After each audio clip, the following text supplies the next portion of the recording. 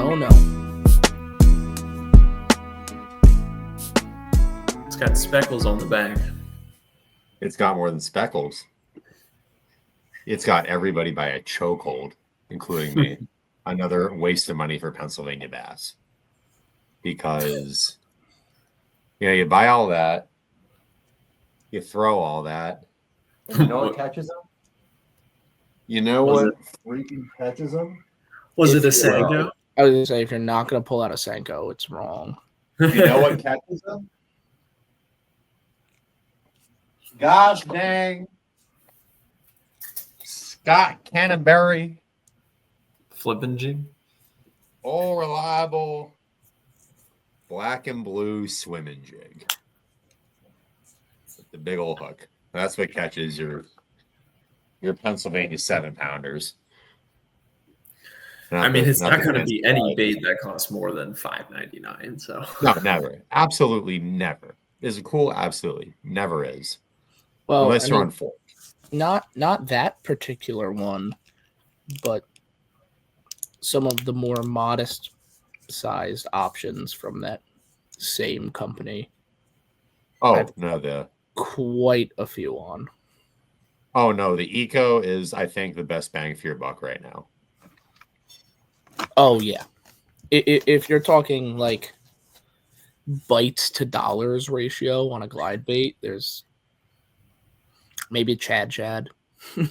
Yeah, no, it's like the Spro Chad is good. Like this is a resin Chad, but like if we're just gonna we're starting off right in the mix of it, but we're comparing a resin Chad to a Boss here. You know what I mean? They're two totally different baits. Yeah, but I bought this because I have a couple lakes later this year where I'm going to be on a deeper scoping brush pile bait. And I want to sink a glide bait down there over those brush piles for the post-spawn summer pattern and get something down there that I could really just, dance over that. And time and time again, everybody's proved that the Clutch Boss is the bait to do that. It would appear it's no secret. It's absolutely no secret. So I was lucky enough to get my hands on one, and I'm excited to give that the breakdown for everybody. Remember, like 5 years ago when Polinick won that open on the James and tried to tell everybody he was throwing a Storm Arashi, and it was clearly obvious he was throwing a clutch. Yeah, he was throwing a clutch, and he was throwing a mag too. I think he was throwing the OG, not the Boss, but still. Yeah, no, it was like Clutch is a young company. You know what I mean? And then he told everybody he was throwing a Storm Arashi. Well, legally obligated. Mr. Rapala in Sweden had a gun to his head all the way from Sweden, just saying it was a storm. Say it, Brandon. Say the words. Which, not knocking it. Another really good entry-level glide bait is the Storm. Not a bad bait. While we're really not a bad bait. While we randomly brought up glide baits, I guess we could talk shop on glide baits for a second. A little shop. I have something to ask. Do you throw? I mean, I know you kind of do, but do you throw glides enough that you feel like you have any authority to speak on it? I think so. A little bit. I have a guy who's actually I want to get in here who is like religious with it, who has a lot of authority, but I've experimented enough to know. So I have a bit of a hang up with them. Right. But it's just based on like what I've experienced so far, and I want to know if I'm right or wrong in this thinking. Right. I seem to not pull it out until post spawn. Oh God. I would say that would be the one time. So that makes sense. So it's like it's not a bad thing to do. So the main thing is that you're thinking of there's a lot of different styles of glides. So you're bringing out probably that Eco during post spawn, right? Well, we could use that as an example. That's probably the one I use the most, just in general fishing, but still. So in general, from what I've learned in really cold northern waters, is especially like when you're fishing a jerk bait really early in the year, and I mean, so this is older and this is basic technique.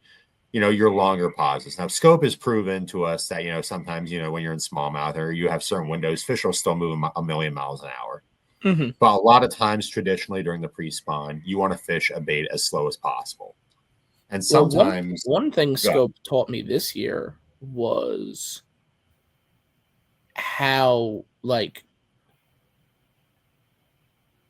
with a jerk bait, how often, like, if a fish is following it and you just don't move it for like 25 seconds and then he'll bite it. Mm-hmm. Like, Scope, I did a lot of jerk bait scoping this like March into April. And the amount of times I had fish following it and they'd follow it like all the way to the boat, and I was at the end of my cast and I was like, well, there's nothing else I can do anymore besides nothing. And I would just hold it and he would just never leave. So I'd keep holding it and he still wouldn't leave. And I'd keep holding it, and then all of a sudden it goes. And in a way, that's the same thing with the glide. I mean, you're triggering that same exact reaction-esque, follow-esque type thing as a jerkbait with a glide bait. It's just you have that more drawing power with a jerkbait. You probably have a better landing ratio and a little more, a little more keen to bite that. But here, this is actually a really good example. I already tied up here.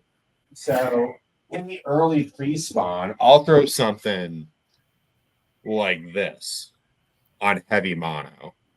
So this is a wooden bait, but the key is what you want to have there. Because it's a wooden bait, it's an extra slow sink. And it's something you can milk there. And it's going to suspend right below that water column. So that when you're in that early pre-spawn window, you can't go out there in the early pre-spawn and throw, get a spro chad. It's going to sink too faster and work too fast, and you're never going to be able to keep it in that strike zone like you were talking about for a long enough period of time. But I think throwing that heavy mono and having that flow and just giving that, and while you're watching on scope too while they're doing this, and just milking it as long as humanly possible is really a key in that pre-spawn period. I think there's a part of also just like the style of glide baiting I do. Like I've dove heavily into like the heavy action, choppy, darty like style of glide bait, and that's post spawn to a T. Yeah, and I haven't really done much in terms of like S-line, Yeah, I mean, not even size wise. I mean, just anything that does like that. I don't know. It's just like chop. It's a chop style. It's your cover style glides. I own them, but like I seem to just like ignore not get bites on old like traditional trout style glide baits, and I seem to get a ton of bites on like choppy, crazy. Because here's the main thing too. I mean, those traditional trout style glide baits. What are you, Alex? You're not really a pleasure fisherman, Alex. You're a tournament fisherman. You know what I mean? Yeah. Those trout style glide baits aren't designed to generate numbers. They're not designed to go to a target. They're designed to catch the biggest fish in the lake. That's what you're going for. You're going for that trout glide. That's slow maneuverable. And you don't get to throw that all day. And, you throw something like, when you're talking about something slow and methodical, you think of this bad boy. You know what I mean? The depths.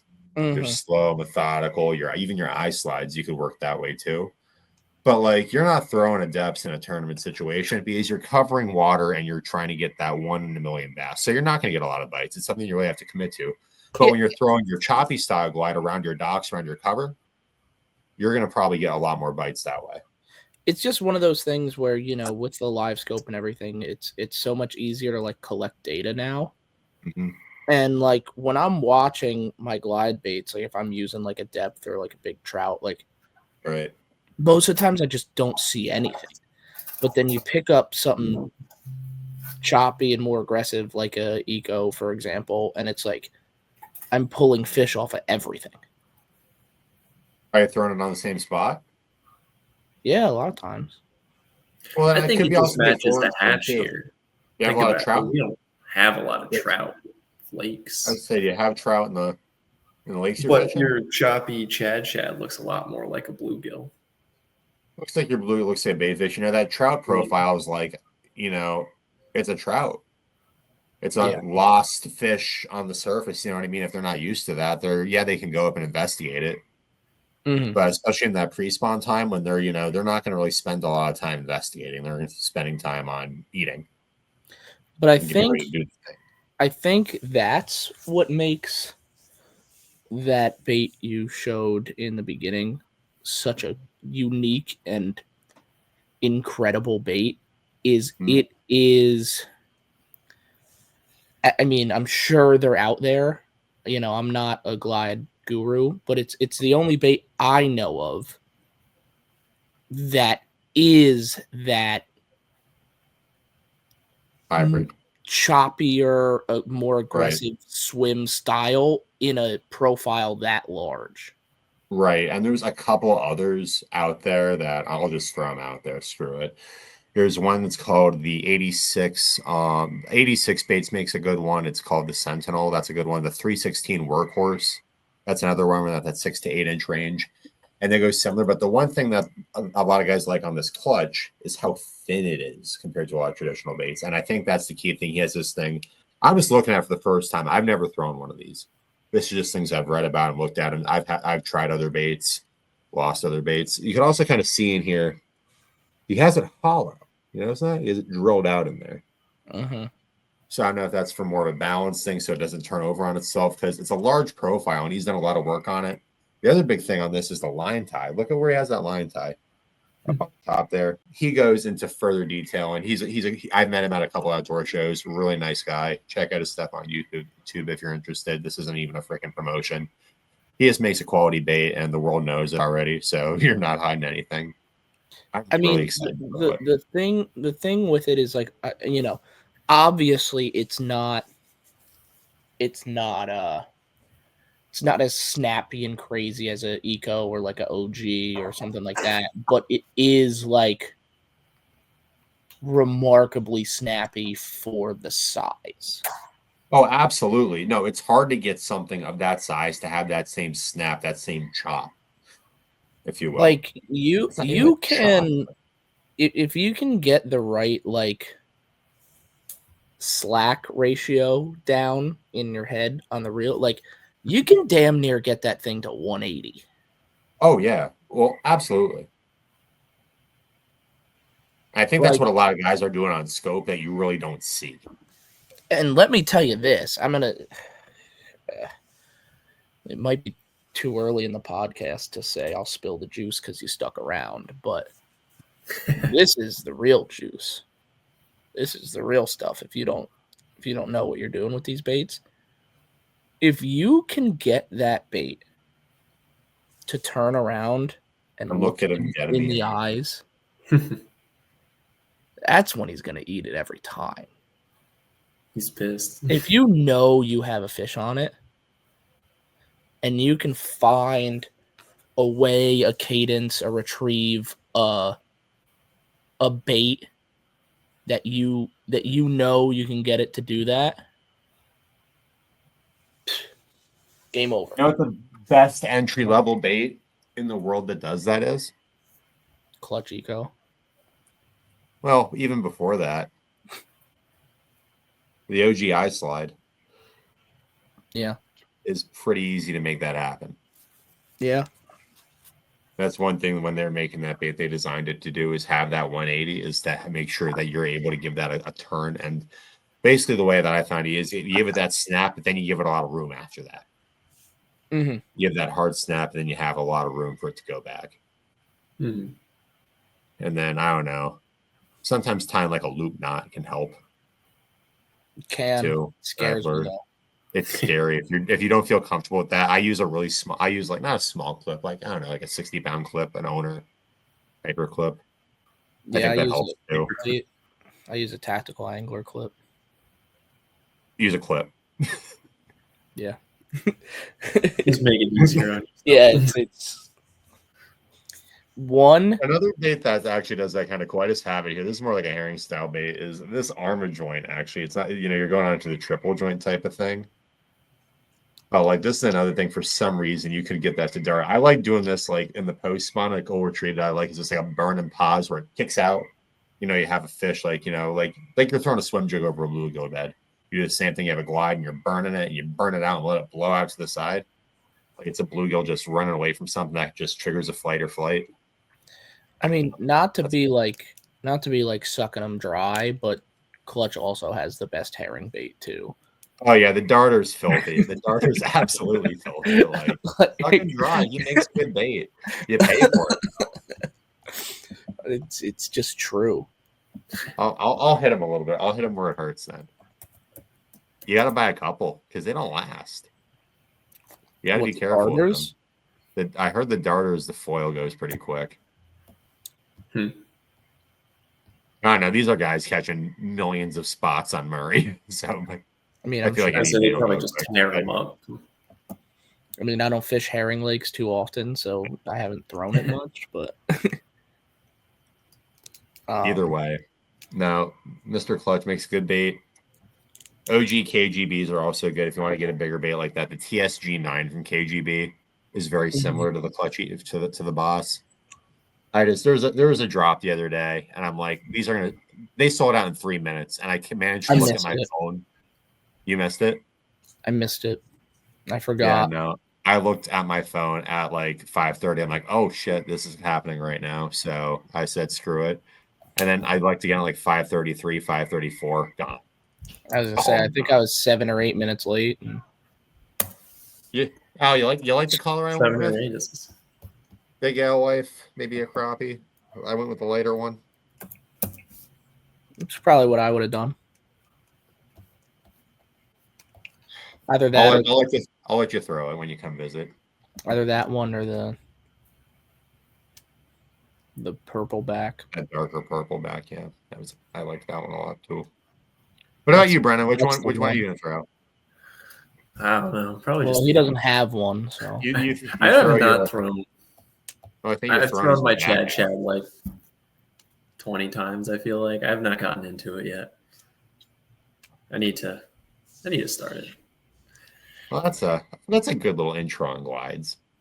I mean, it's just another whole area that I'm like, I don't know. I just haven't. You could just dive so deep into it. It's a rabbit hole and a half. But at the end of the day, it's not like a tournament applicable thing. I mean, it is. Well, that's the problem. Is like I don't even have like I don't fish it enough to even have the confidence to then bring it out during a tournament. You have to have the confidence. I'm sorry if I'm like partially zoned out. Nick's just took the lead. But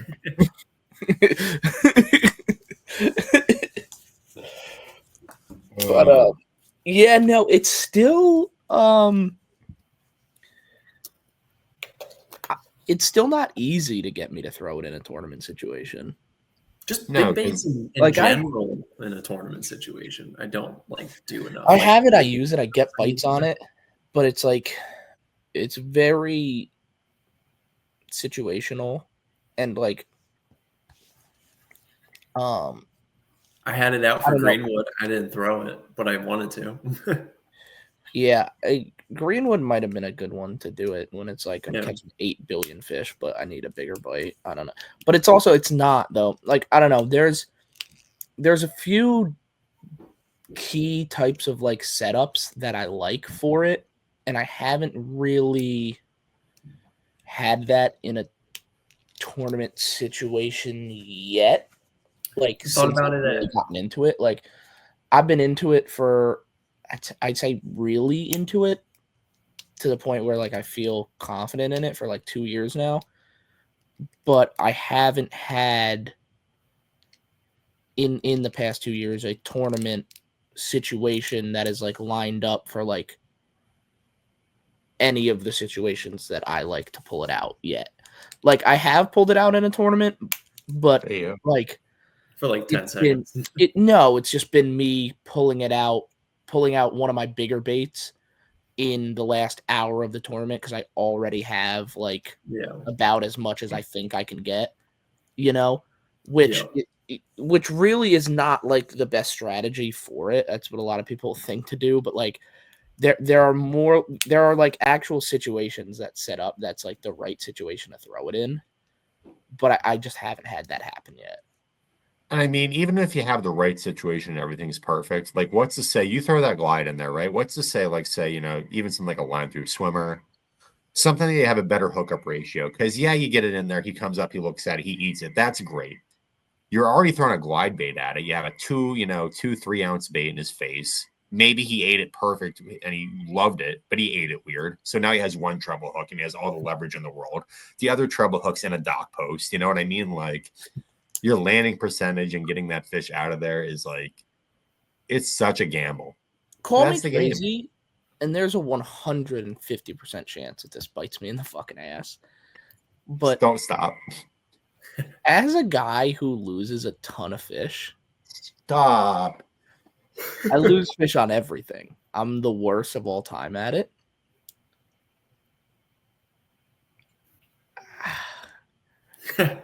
Don't say it. Don't say it. Oh. I have a wooden cutting. Everyone knows what you're going to say. It's fine. I don't lose that many on a glide. I really don't. Everybody complains about that problem. I've yet to experience it. You're just God. You're Alex dropping 12-pounder. Oh my God. Yeah, but like you're also talking to the guy who like loses fish halfway to the boat randomly for no reason on like a chatterbait. Like I lose fish on stuff that nobody else does. Dude, I the other day I stuck like a 4-pounder on a bed, right? On a bed. I watched him eat it. He had the whole bait in his mouth, tight line, hook set, Texas rig as hard as you can, pegged him right in the roof of the mouth, and I'm going down to grab him and he just comes off. Like you hit him too hard. You made too big of a hole. Yeah, you lobotomized the poor thing. I don't know. It's just like I lose fish on baits that nobody else does. That fish had just been caught already, and he already had a giant hole in his mouth, and you hit him in the exact same spot. That's all. I don't think he had been caught already. It was like the first fish on a bed in the whole lake, but shit. I had old Big pop off on this bad boy. I don't know how. I don't know how. It was horrifying. Skipped up under this dock, and it felt like the bite felt like I hit a stone, a big rock, and I just lifted it like the rock was lifting over. Or like I was on a big rope and I just like backhanded just hook set. I didn't realize what was going on, and then I blacked out.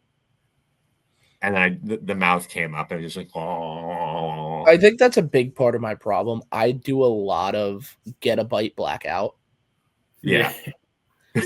Like I'll like go back sometimes and watch like footage, and it's just like, well, that's what am I doing? Like, well, I mean, you wonder why the fish randomly come off. I think it's because sometimes you're so focused on the cast. Sometimes you forget about you lose the moments in between the cast and the next cast.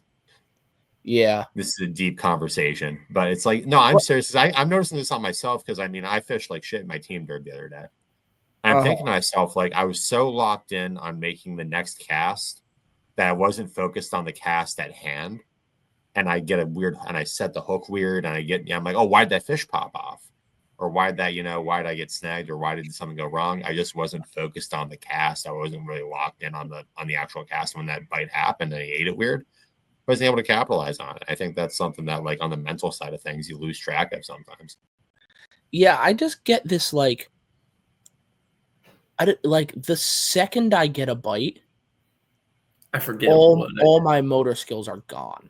Like it's like everybody's like, oh, you're supposed to set the hook this way with this bait, or you're supposed to reel set with this. You're supposed to have a big hook set with this. You're supposed to just reel into them with it. Like, I don't think about any of that. Like the second I get a bite, I just do what I do, and like whatever happens, happens. Like there's never once been like I get a bite and in my head I'm like, okay, I gotta let him eat it, and then never in my life. Every single time, oh god. That was last weekend for me, dude. When I was on the phone with you, or just before the phone with you, when I caught the 5, right before that, Zub. So I'm fishing up. I'm up on the bank, and I like see this big, like I'm like looking at a big one cruising, and I'm like, that's the one I need. And I throw my Senko at it because most of the fish I was throwing at, they would just kind of swim away if I saw them. This one immediately just beeline eats it. I'm like, oh shit, and I just whap the hook, like just the Senko, just snaps off immediately. I pick up another rod, a little like Texas rig, and I throw at it. And he just took a beeline, ate it, and I swung so hard on it. Again, it's just snapped him right off. But it was like I had no idea what I was doing. I just forget everything and just whap. Can we just take a moment that at 25:09 we could see the absolute disdain in Mr. Second Place's eyes from that entire situation happening? The absolute just why me situation. There it is. No comment. He caught the fish with his fucking hook still in its mouth. The biggest fish in the world. That doesn't happen for anybody ever. Dude, that was a crazy day. That was a crazy day. Here's the thing. One of the things you guys got to understand with Brennan is everything either goes all the way one way or the other. No. Brennan is either the luckiest guy in the world or the most unlucky guy in the world. Like it's never just normal. Like it's either going to be such a disaster you can't even comprehend it, or he's going to like do things that you're like that's never happened for me before ever. It was crazy. That was one of those days. I mean, it was just like earlier in the morning, I snap off, my line is floating, grab my line, hand line the fish into the line. It was crazy. Meanwhile, I'm losing fish, breaking off, not recovering any of them. No, never eating that bite back. Mm-mm. No, I mean, and that's the one that's a killer though. Like, because there were I popped off a big one like right at the end of the day that I was like really upset about because in my head I thought it was like potentially the winning fish, but like when you catch a 5.5 on like a New Jersey lake where you just don't catch fish like that. Like, it's like, that's just like, it is what it is. Like, I was never going to beat him. Like, it's a Jersey unicorn. It was like the river. If you catch one that's that big, you better freaking win. Yeah. I mean, it's one of those things where like I caught 40, 50 bass probably. And I never caught a fish. Like the one I lost right at the end was like a 3.5, and that was the biggest fish I had on the whole day. Yeah. Like I had an unbelievable fishing day. Like I caught the snot out of them, but like, and it's also one of those things where it's like there's nothing you can really do to like. A giant fish swam in front of Brennan, and he threw it and he caught it. If a giant fish swam in front of me, I would have tried to throw at it and catch it. It just didn't happen. Yeah. And that's the thing. Like that changed my 17-pound bag to what? If I didn't have the 5, I would have had another 2. So you take away. I mean, I still would have had like 14 pounds, but still, it's a big difference. Oh yeah. Oh, it's a game changer on those things. Yeah, and I mean, like it was like. It's like anything else. You listen to anybody. I mean, obviously, this is like we're talking about like a local tournament, so it's not that big of a deal. But like you listen to anybody who wins any tournament, and it's like if you're gonna win a tournament, something happens that day to allow you. Like it's your day. Like when you win, you can't be stopped, and that's just what it is. So I'm hoping that comes on the bay in a couple weeks. I can't wait for the bay, dude. I'm so excited to go down to the bay. I'm giddy. What are the odds I get canceled this weekend on the bay? What day is it? Saturday or Sunday? Sunday. Conowingo floodgates are open, and we got more rain this week. I mean, a lot of rain this week, yeah. Have you ever seen the bay get canceled besides on the Elite Series for like heavy rains? Not like flooding rains, but like I have, yeah. I don't think it's gonna be. I'm wondering. I'm just wondering if I want to book the freaking hotel. Either way, it dropped 20 degrees in the last couple of days. I was gonna say, Yeah. did I see that? 59 degrees or something like that on the bed. So Yeah, I I don't know was if that's just going to there, help and it me, was touching hurt 70. me. I don't know what it's going to do to the fishing. I'm going to practice on Saturday. I'll see if I find something out of the ordinary. They're going to be there. They're not going to change. They're not going to go anywhere. They're just going to be like, ah. Yeah. I like it because it's going to keep them right where I want them for when we go down in a couple weeks. Oh, I completely agree. You don't want it getting Too too summery too quick. Yeah. You want to keep it in where May is supposed to be for as long as possible. Like prime time fishing. Just like normal spring, not, pre-spawn summer. Spring. Yeah. It's the actual pre-spawn like that they talk about. the New Jersey arc. It's pre-spawn, spawn, summer. Yeah. And then crappy fall. Yeah. Kind of. But what else do you want to dive into here? Because we got a lot of yap about, because we got to get the fork breakdown. We got Sabine coming up. We got Jake Lawrence dethroning Jacob Wheeler on Chick. We got potential forward-facing sonar bans. We got lifetime bans. I got some bass fishing news-wise a little off the wall that might not have been in the headlines, but I think is important to touch on. Give me some. Have you guys heard anything about this BFL at Toledo Bend this weekend? Oh, the 40 bagger? Yeah, the 40. But that's not the story. No. What's the story? The story is that there was 60 boats. That's it? On Toledo. Oh. Oof. Was there bad weather? Good. Let's see. Because in a total switch of events, they had the BFL in Potomac this weekend. I think they had like almost 110. Wow.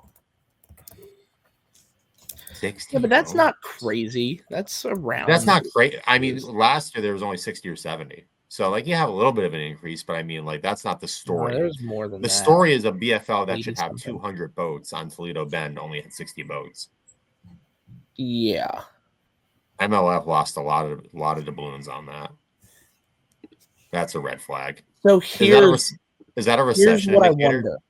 Here's what I wonder, because I don't know what the story is, because you know how they changed the format, so there's no boat on boat draw, so like you only get as many boaters as you get co-anglers.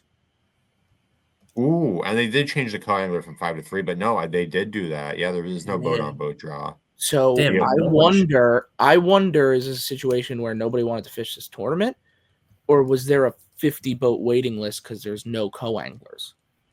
You see, the thing that blows my mind is if anywhere else, like, you would expect there to be a lot of co's there. I don't know. I just feel like fishing's it's Toledo Bend.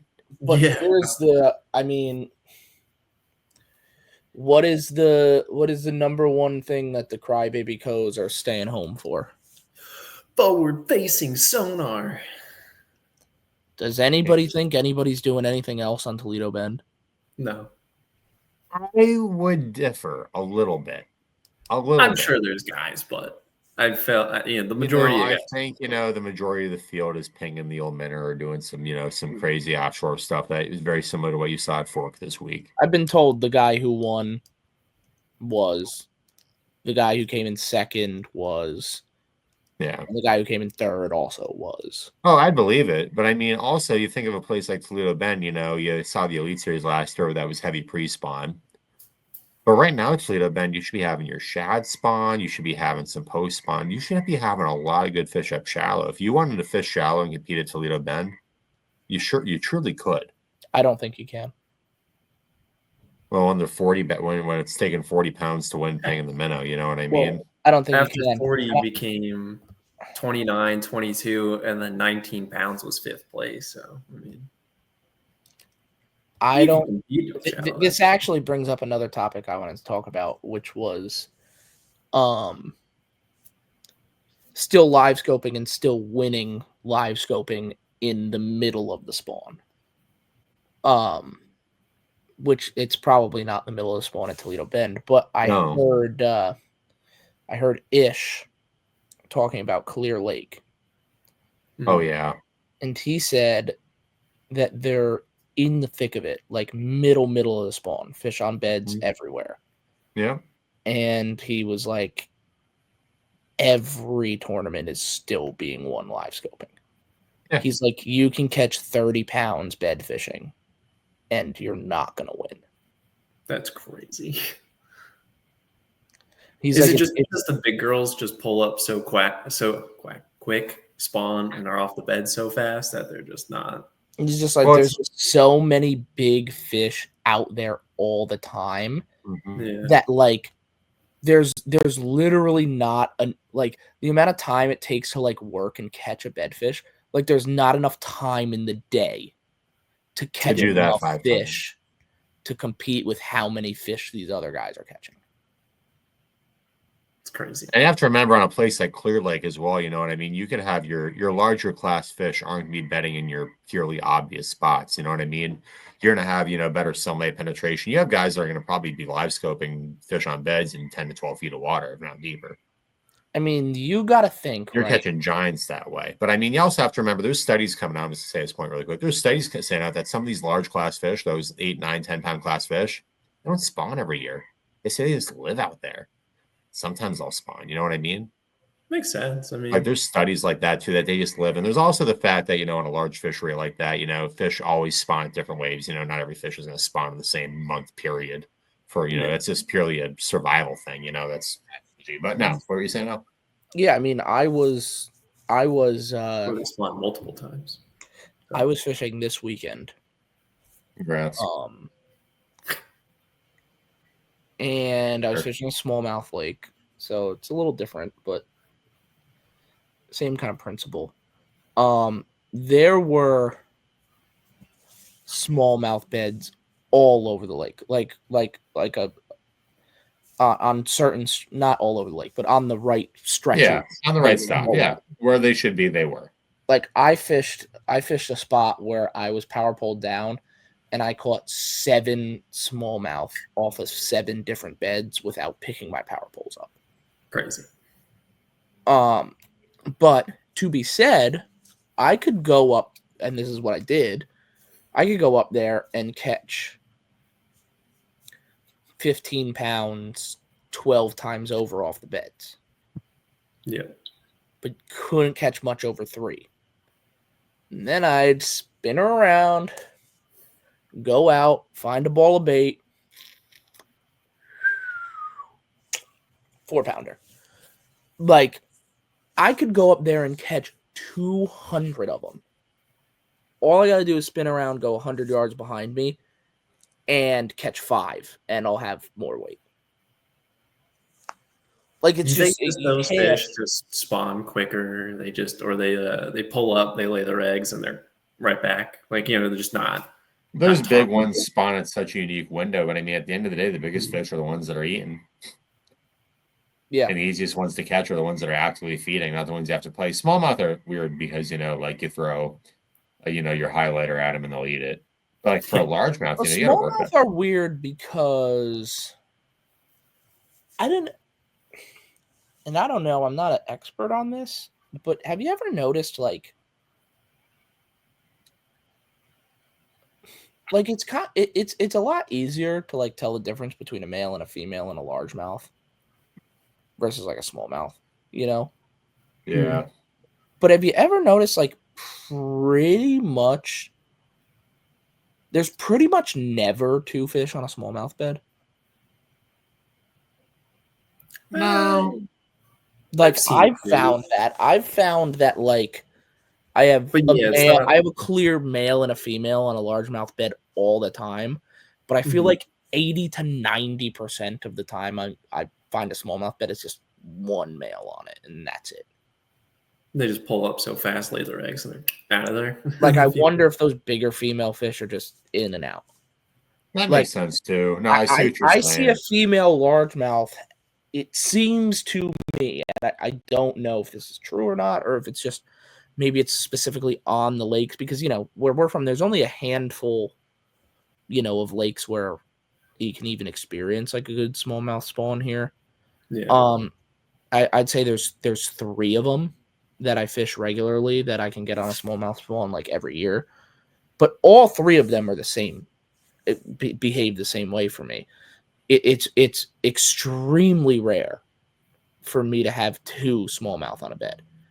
I've had big ones on a bed, but even when I have big ones on the bed, it's by itself.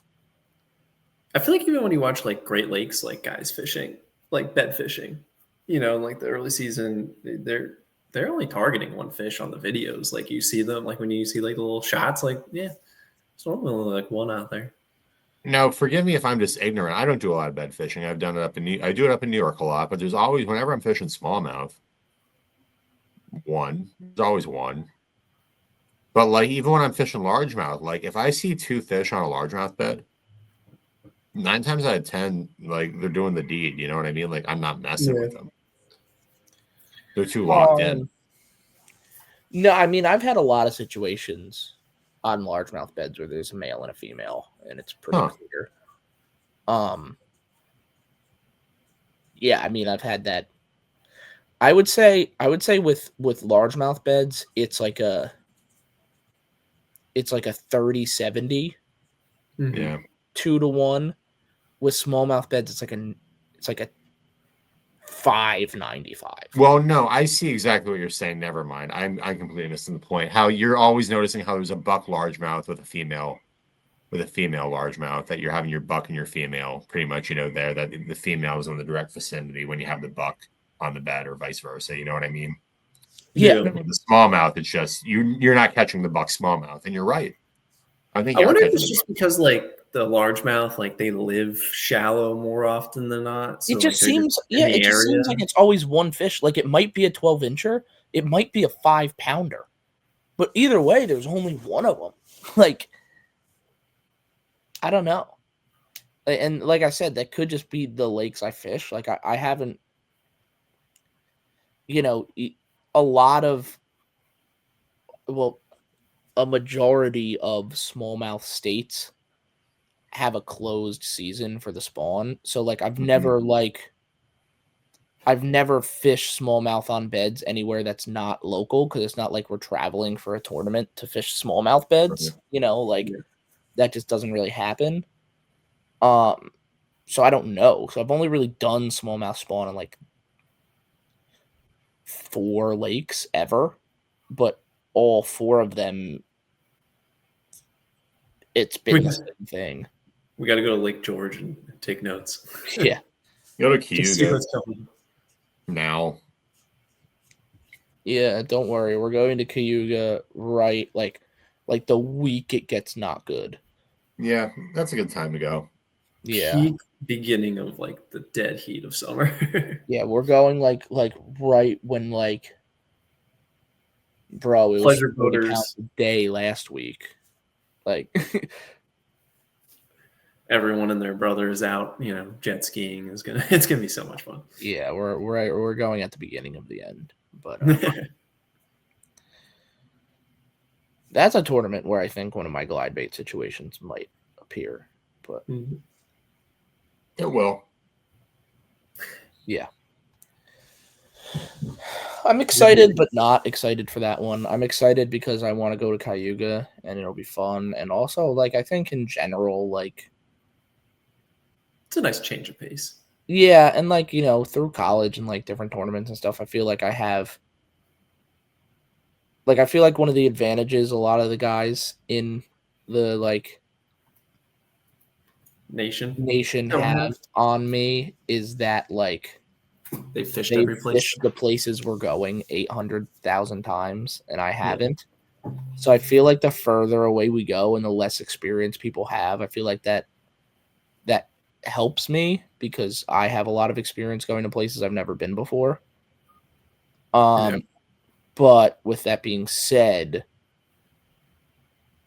on Cayuga specifically, probably the whole field is still going to have more experience than me. And also, like, I know a ton of these guys are, like, going down for, like, the whole week, and I, like, might have a day of practice.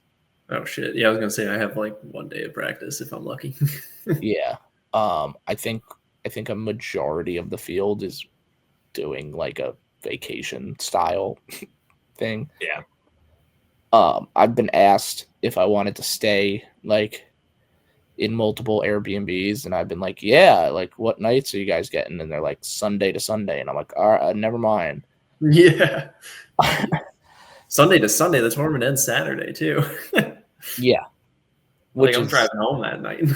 Same. You gotta have I a late argued show with the day on guys Sunday. about that. I was like, why is the tournament a Friday and a Saturday? Like, if it's a Saturday, Sunday, I could probably get an extra day of practice in. And they're like, well, gotta let guys gotta have an extra day so guys can drive home on Sunday. And I'm like, it's 3 hours away. It's not even that bad. Like, Yeah. what? My ass is home in my bed that night. Yeah. Yeah, so we're gonna be ill prepared for that one, but it's fine. That's none of my business. Zub, you're gonna fish the New Jersey Nation with us. You're gonna be joining. Now that I'm disqualified from the Pennsylvania Bass Nation for killing and eating a 5 bass limit on the Potomac River largemouth. How did they taste? Guys, the New York Knicks are I'm gonna freak out. They losing? No, they've been losing the entire game, and now they're up 9 with 3 minutes left. Yeah, they're gonna blow that. Where are they in the series? Oh my god! Oh geez. I mean, good for us, but not good to see. It looks like Jason Tatum is hurt and like seriously hurt. Soup, how'd those largemouth taste? Oh god. Oh, he's done. Oh no. Like career done? Not career done, I don't think, but like ACL. He's crying. Maybe he busted his back up. Like it appears to be an ankle. Hate to see that. I was crying when I killed all of my bass on the Potomac River. Yeah. Just like Jason Tatum. What was that? Sad. I would have had second. Did he? Oh, you would have had second? What did you wind up having? Went from 16.5 down to 14. No, like what place did he finish? Like 10th. Oh no. It doesn't matter. Like I'm disqualified from not disqualified from the nation, but I found out this year that our nation doesn't do drops. And I chose to fish the wonderful Ike tournament with my friends instead of driving 5 hours to the Three Rivers, which would have been a fun tournament, don't get me wrong. But I assumed, and I should have called up, it's my own fault. I assumed that every year we have a drop. You would think. I didn't read the rules for this year. They didn't have a drop. Yeah, they got rid of the drop for us too, which is ridiculous. Wait, what? I think they're bringing it. Yeah, we don't have a drop. Dude, they're such scumbags. I think they're going to bring it back. Their reasoning was like the reasoning was like, why would somebody need a drop? Like it would either be 2 drops or none. Well, what happens if I could fish I could fish the Saturday, but not the fucking Friday? That's crazy. Well, I mean, the assumption is that nobody's going to do that. Yeah, but I mean, that's so ridiculous. Which I think is a fair assumption, but I just want the drop just to like have it. Like, yeah. I don't know. I argued with them about this too because they're like, "Well, you're going to be at all 4 tournaments, so why do you want to drop?" I was like, "I just want it helps everybody in case I like do bad once." Like, what happens if you have an emergency on the one day, or like you can make a Saturday, but you got your kid's game on Sunday you got to get to? So, like these guys have families too. It's crazy. I don't know. I mean, like in theory, if you like totaled up the points throughout like the past few years, it actually like the drop generally hurts me. Like. Compared to others. Yeah, like if you got rid of the drop, I would have done better than I did. The drop only saved me every year. I don't miss one. Yeah. Because I haven't missed a tournament every year. For both. Yeah, well, that's a you problem. I think a drop makes sense. I mean, even 2 years ago when I won Angler of the Year, I would have won Angler of the Year by like 7 more points if there wasn't a drop. Another flex. And like last year, I would have beat you if there wasn't a drop. I would hope. Yeah. Oh well. But it It's would have Away still from- ended up being the same thing because Keith wasn't going to fish. So, but Away from Yeah. politics and more into bassin, I'm just happy to catch fish in the tracker. Felt good. Felt good to keep it simple. felt good to Well, kill him, murder him. we talked about that. I don't want to dive into that too long because we're already in an hour. We could talk about the acid of the world. Bad How'd water. they taste? You still didn't Yeah. bring that up. I think I'm gonna kill my fish more often because they tasted awesome. Really? They taste Really? awesome, but like I don't know, they tasted pretty good. I just like I don't know. I quartered them all, and then I made them into nugs. I love it. Added them with Frank's Red Hot and just fried them. Tasted like Long John Silver's. I've Oh, never in had the- Long John Silver's. In the B&B, by the way. In the Potomac B&B. In the sacred B&B. I mean, That's it great. is kind of like a tradition of Zub filleting a fish in the backyard of an Airbnb. Yeah. No, it is. At the Bay House. It's happened a lot. It's happened even longer before that. I've filleted snakeheads. I've filleted striper, walleye. I haven't filleted fish in a minute. Whenever I fillet a fish, bad things happen the next day, though. So, What'd you do the next day? Oh, yeah. well, for example, on Saginaw Bay, we caught like a 22-inch walleye, filleted it with apples or something like that. Like it was college. People were not functioning normally. We'll leave it at that. And we had this walleye, and it really didn't taste great the day before the tournament. It was kind of a butchered job. And we filleted it with not a great knife. It wasn't a great job, cooked on a fire. Long story short, running out to my first spot, ripped my old Trex clean off the nitro. Nice. That's a good one. Drove 13 hours to Michigan to not fish the tournament after that happened. So if you're going to cook your fish, cook them good. I cooked them good this time, so hopefully things are better. But no, live wells cleaned. Long story short, check your fish. And when you're on tidal bodies of water, you could suck up bad water. So put your recirc in after your first fish. Well, speaking of disasters, luckily it wasn't a tournament or anything, Oh. but on Saturday when I was fishing, I got 2 flat One sec, trailer guys. tires. I broke a pin in my Ultrex, and one of my power poles don't go down anymore.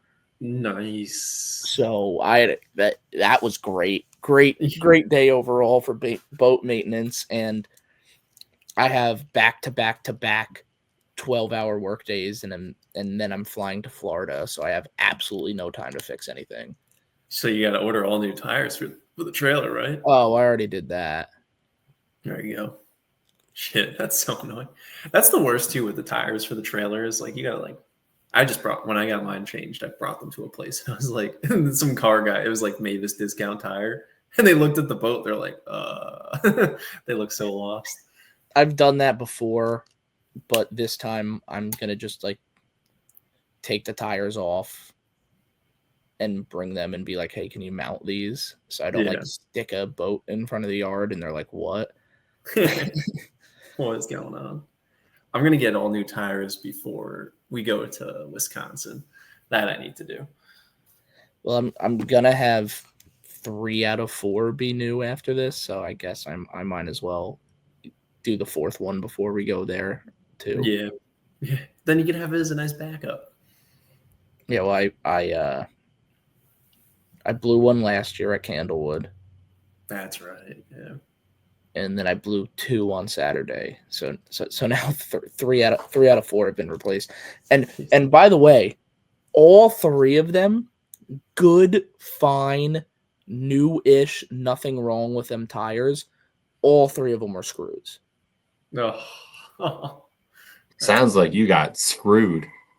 Yeah, I don't know if I sleep drove through an active construction site the other night, but 2 screws. You want me to tell you what happened? What? You live in New Jersey. Yeah, it's a You big drive on New Jersey roads. It's a big part of it. Guess what New Jersey just found? Route 80, another sinkhole opened up. What? That's a job for me. Wah, wah. Come pour some more concrete. Yeah, that's such a disaster. Absolute nightmare. You know what else is a disaster? Not my fantasy team. Don't call it a comeback. Oh yeah, I'm hot. Listen, I have no personal disdain towards anybody on the Bassmaster Elite Series. You are all great people. 99% of you guys are probably great people. Dakota Eber.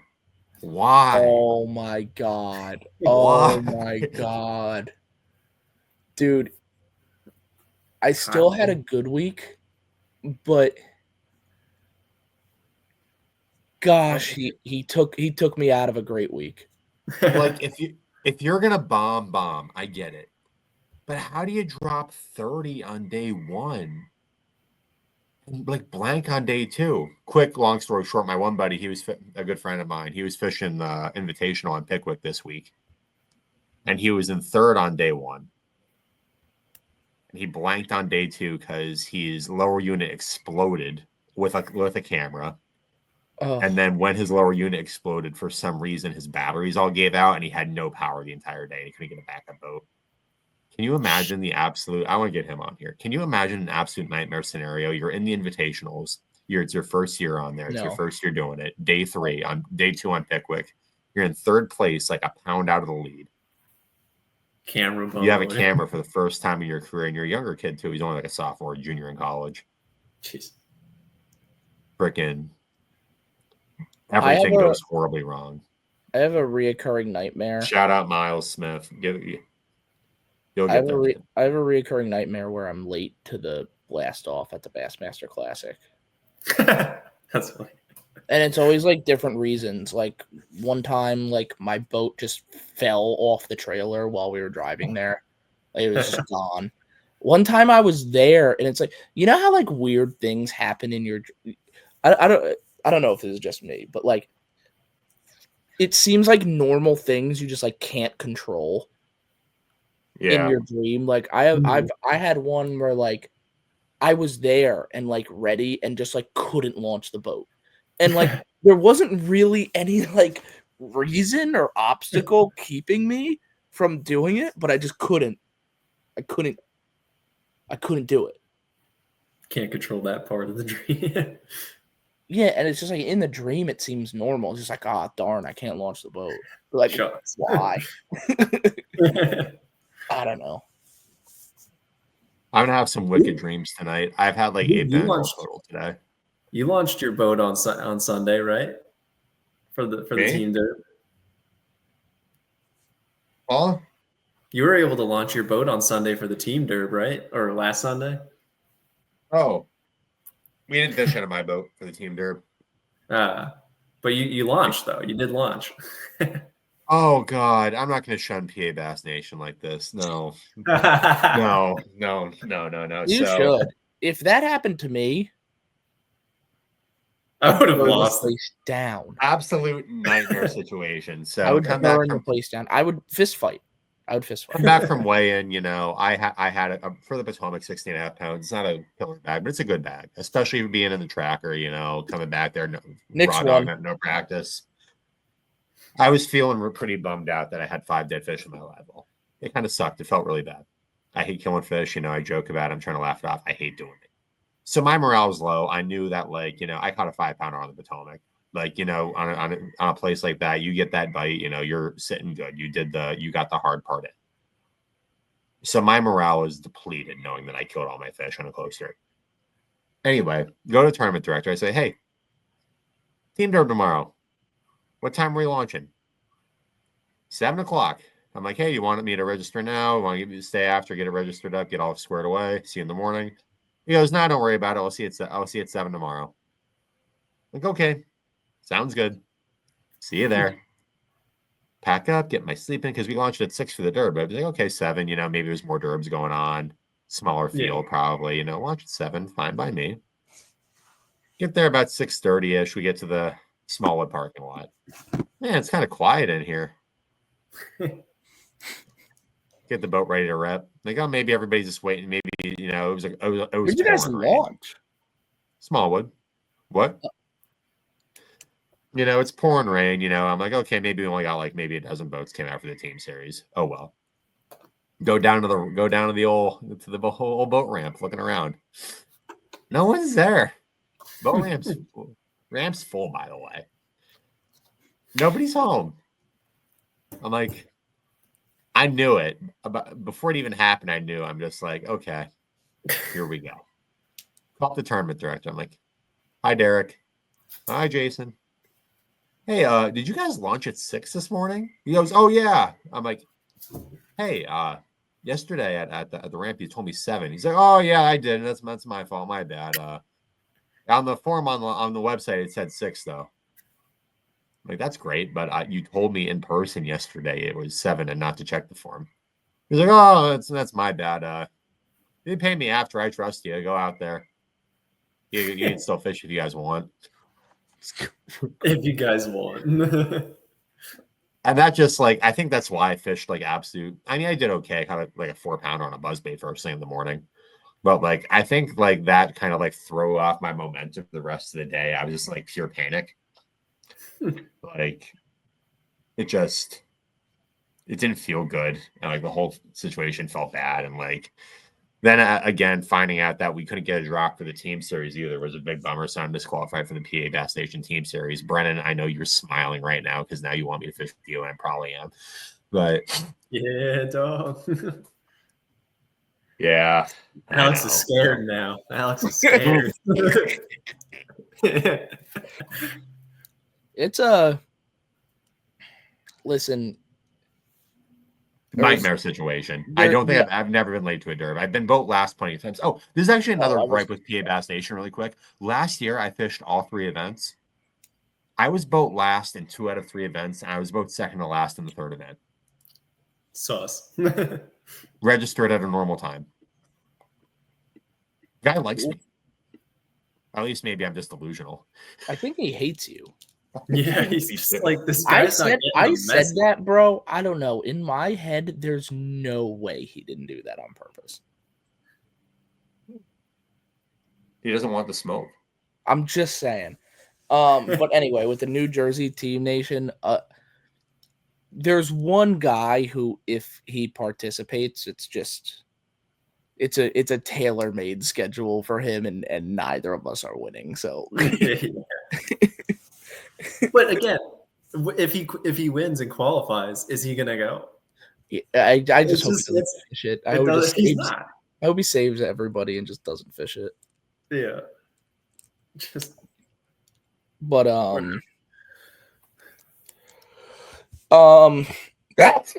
so Bass Master. Yeah, there's something I gotta talk about, and I'm so sick of talking about it, but I feel like it was even like, I feel like it was worse than ever. Like, these guys on Facebook gotta give it up already.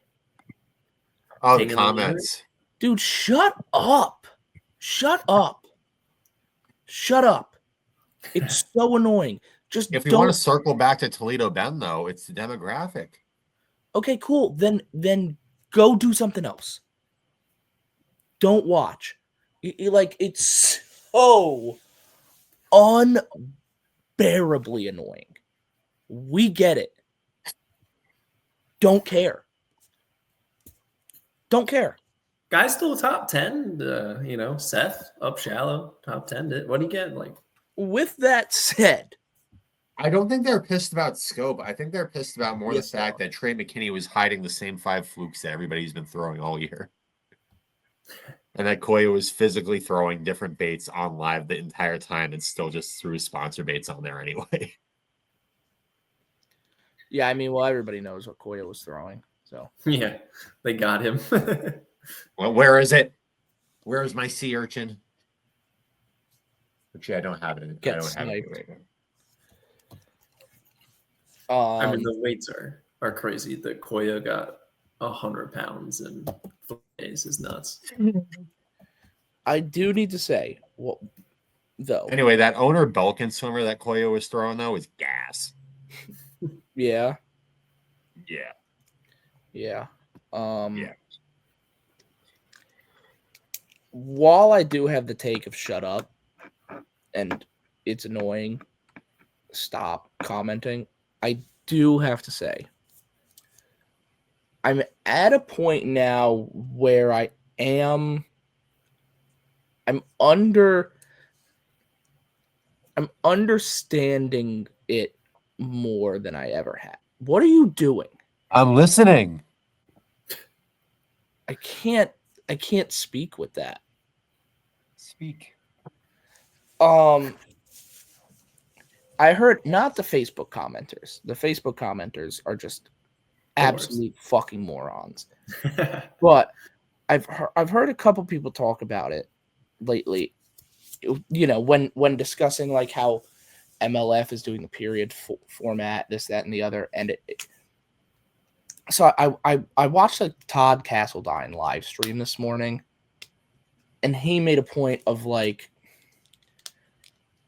so we've been watching the trend for like a few years now, and it's been okay, you know, it's gonna switch, it's gonna come back, these live scope fish are gonna get pressured, this, that, and the other, and then but nothing's changing. I mean, we were talking about that late with Lewis about, you know, like Biwa versus yeah. And pressure. But just in terms of what is winning tournaments. Yeah.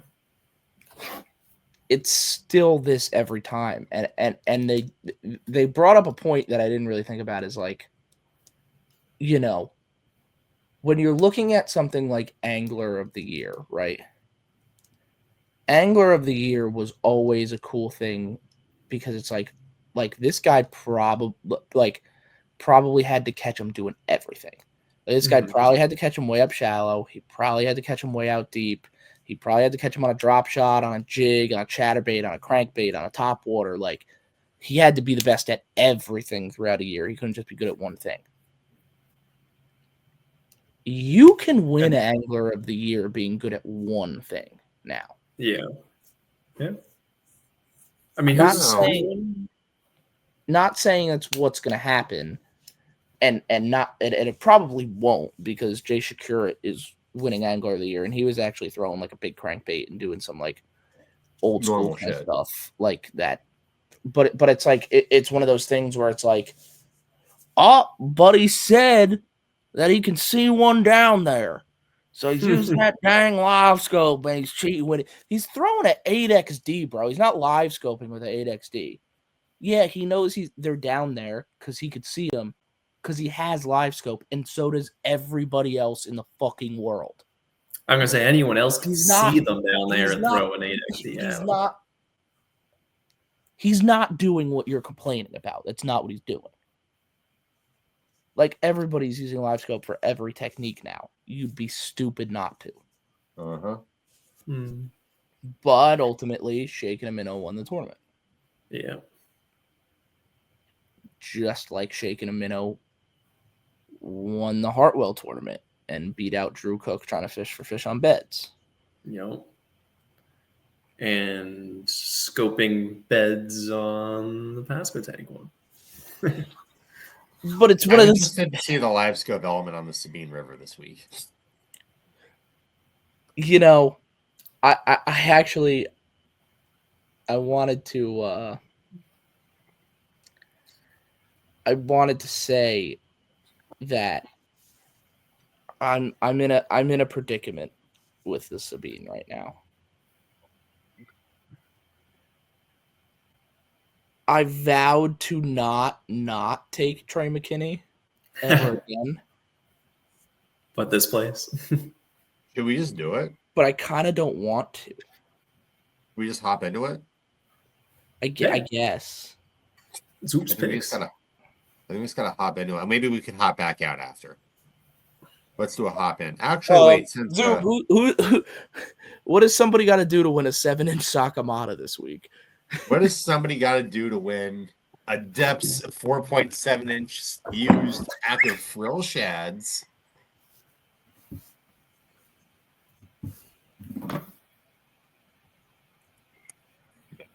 Dude, hang on. I'm looking at the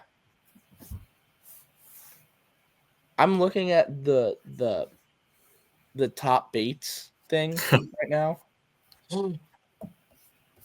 Koya should get fined for lying so much. Koya should get fined for this. He should get fined for this. It's close. Hang on. I gotta just for a second. I mean, he threw that a little bit. He did.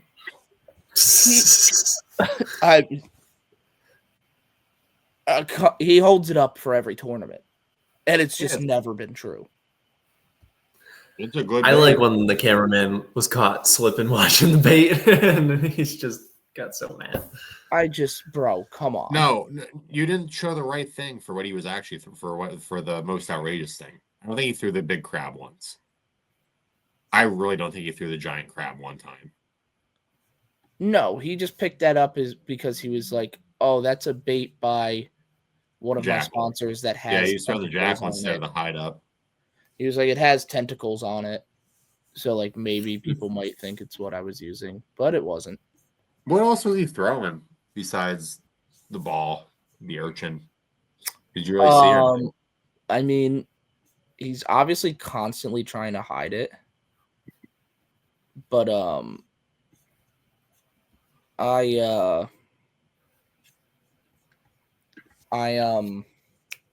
only ever saw him catch a fish on the ball. On the urchin. Yeah. I mean, I'm sure I'm not sure. Maybe he caught fish on something else, but I only saw the bait like 3 or 4 times, and all of those times that's what it was. Yeah. I mean, everyone knows what he's doing. He's just, I feel like at this point, it's just kind of like his running joke. I wonder if it's sponsor conflicts. I wonder if this jackal that has the freaking Yakuza on his ass. The Yakuza, Jesus. The jackal freaking family mob, crime family. Yeah, and then you know, we also have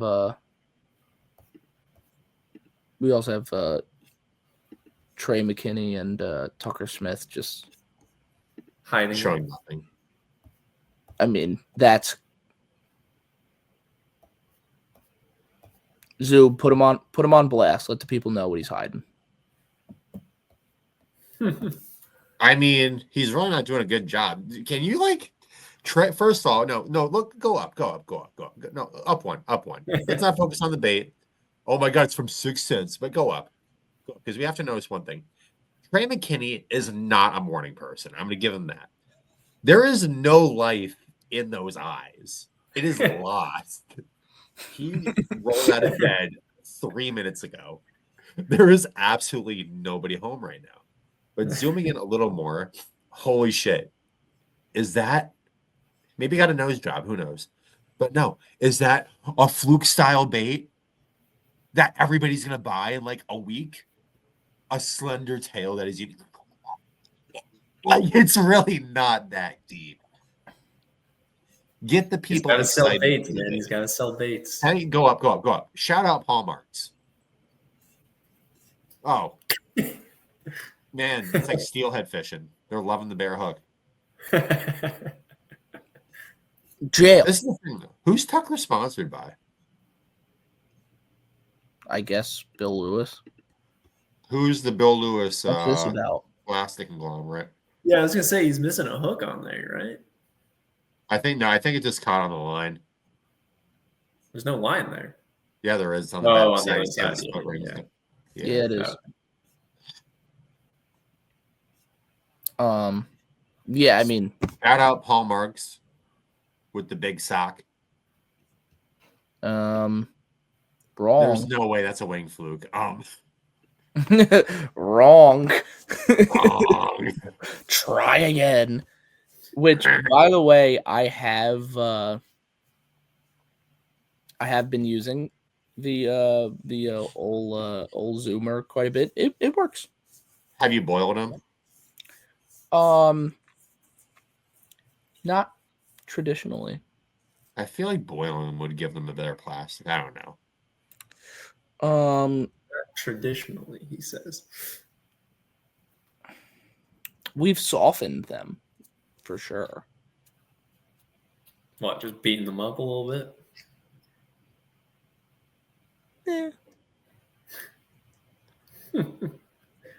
It's Bums Talk Bass, Al. Come on. Zoob, The 12 loyal followers are going to love to hear how you soften your stick. Zoob, you know what I was doing. I know what you're doing. They've been in a bath for a while. Yeah. They've been in a bath for a long time. Well, I actually have to run something by you after this. Okay. Because I just want to know if it's stupid or not. Anyway, besides the point. Since we're talking about the elites, and long live the elites, we're just going to do a keyword for this week. We're going to do a keyword. We're going to do a keyword for a prize of some minners. I'll give you a pack of minners. I got some minners coming in this week. I got some OSP minners coming in. I guess nobody really knows what Tucker was throwing, but so to whoever is watching this and wants a pack of minners, the key word for this week's Bums Talk Bass is nuggets. Nuggets. Like bass nuggets? Like Potomac River largemouth bass nuggets. DM Bums Talk Bass nuggets. I mean, Jighead Minnow does seem to be a bass nugget. It is a little bass nugget. I ate bass nuggets. The bass eat the nuggets. You want Fair. some bass nuggets? DM nuggets. Nuggets. Shout out McDonald's for the McCrispy strips. They go crazy. Anyway, do they? I was impressed. It was a good hit. Good to know. Our local McDonald's expert has spoken. All hail. Anyway, this week, Bums Talk Bass. Sorry for the delay on last week. I know you guys missed it so much. I blame myself. Anyway, I'm going to share this. You should. I should. I am an asshole. I am the asshole. Yep. I work 3 jobs so I can throw this into a freaking Christmas tree and never see it again. But that's fine. Who was working overtime just to be able to buy a singular bait? That's completely correct. That is a correct statement. That is as factual as it gets. Screen. I got a tan. I'm the top ranked bum for the record. Shit. Are you? What are you at? 40? 30? Are we live? Much higher. Are we live on the screen? Oh yeah. Damn. I'm in 15th. Oh, look at you go. That ain't bad. Oh my god, look, I jumped up good. I'm the highest ranked bum by a lot. Actually, no. Shout out Zach Potter, number 3. Really? No, he's not. Yeah, I'm on Drain the Lake, maybe. Oh, I am in Drain. No, I'm in. Oh wait, no, yeah. I don't see Potter. He's not up there. No, fantasy. He was in Drain the Lake. Never mind. Never mind. 37. I'm getting there. I had a good rally, and we got to keep the rally going. We got to keep the momentum going. So, shout out HaveKit. HaveKit, if you DM nuggets, you will get some nuggets. And you little Bums Talk Bass listener, you can also get a pack of nuggets if you DM nuggets. Not just you, Andy. Not just you, Andy. Andy, I'll give you my nuggets later. Anyway. Whoa. Anyway. Oh, there it is. Ayo,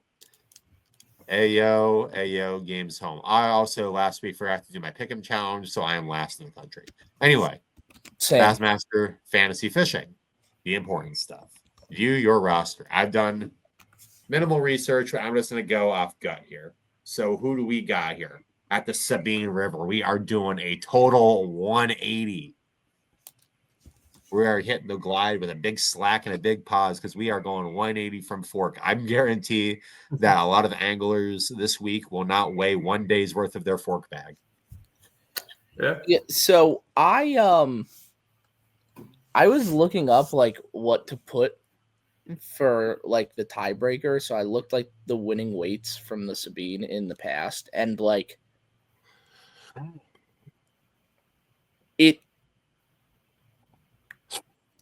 I know the Sabine is a Sabine, but it's still like it shocked me at how bad it actually is. Well, what was it last year or the 2 years ago? I guess. 44 pounds. Let me say something. Won for the the tournament. For the 4 days. Let me say something. Yes, yeah. And it won it by a decent margin. I thought it was like 15 a day. And it was Brock Mosley throwing a popper by the way. I originally typed in 60 on my tiebreaker, and I was like, oh, let me go look. And I was like, what? I was typing in like 64 pounds, and I was thinking like just over 15. Shoot. No. He won the tournament, and the biggest bag he weighed the whole week was 12 pounds. Damn. So, do you guys want to hear the Sabine River dilemma? The Sabine River problem. And you guys might know this.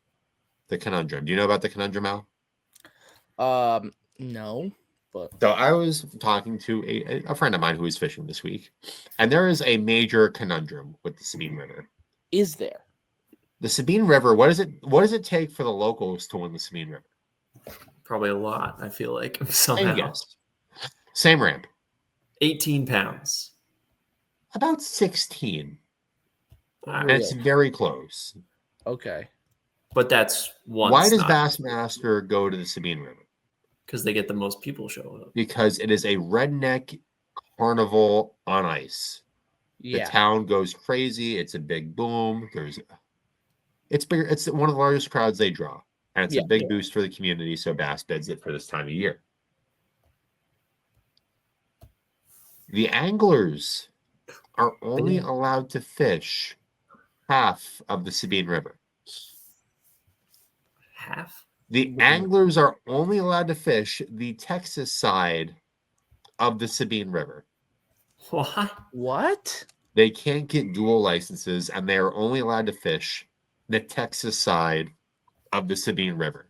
Is that which has no grass. It's 100-yard river.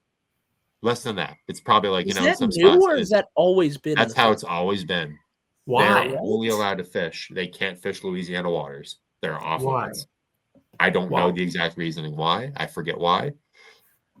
But half of the Sabine River is completely off limits. The entire half. Like, they can't even cast from one side to the other. And in a lot of spots you can. I've never known that. Which is why the Sabine River is normally a half-decent fishery. But the Texas side is putrid. All of the grass is in Louisiana. Goodbye, Brennan. Yeah, see you later. Cut off a whole river. So, with that in mind. That's crazy. Oh, it's so fucked. Brennan, you have no service right now. Oh. I don't know if you can hear me, but I think the easy favorite is John Cox in this one. You're back, Brennan, I think. Oh, good. I literally never dropped. I could hear your keys. I was like, I'm right here, guys. I don't know. What are we doing? Yeah, so this is my Sabine River conundrum. So I'm just gonna go through a quick through here, and then I'll get your Sabine River conundrum. The obvious takers going from the top to the bottom. You have Drew and John. Great picks. John had a horrible fork derb. Got an extra day of practice. Is fiending for it. Will Davis Jr. can go down there with a swim jig and put in work. Fighter had a great derb and is kind of keyed in. Guys like Garrett, the Johnsons are always good picks. Caleb Goofball even wouldn't be a bad pick. Taku has had good finishes here. They say fishes like Japan. Taku's not a bad. There's not really a bad pick in here. Livesey had another bomb bomb and a half. Yeah, And tell me about it, huh? Has good experience there. Would not be surprised. Trey's a big favorite, but I don't see Trey doing too hot. Insert foot and mouth moment. Even Whitaker, that wouldn't be a bad pick. I'm torn. Who are you thinking on this one, Al? So God says John Cox. Here comes my conundrum. I made a promise that I would not go. I would not pick Trey McKinney for the rest of the year. And so far, that has been a great choice. It's been a phenomenal choice. It's been an incredible idea. But, you know, it's the Sabine River. And my heart wants to. I don't know why. I guess I could muster up reasons, but everything is telling me that I should pick Will Davis. Oh. Didn't see that one. Have it in my head. No, I don't hate that pick. I'm torn between Cox and Davis. Stuck in my head that I have to pick Will Davis. But if I don't pick Trey,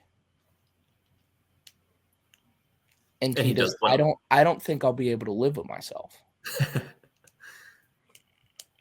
And I really don't know what to do. Currently, right now, as it stands, looking at my screen, I have Will Davis in my bucket A. Oh. That's how it stands right now. But I don't. I will make the decision for you. I'm curious to see if Trey finds something that these guys have just not put together over the years.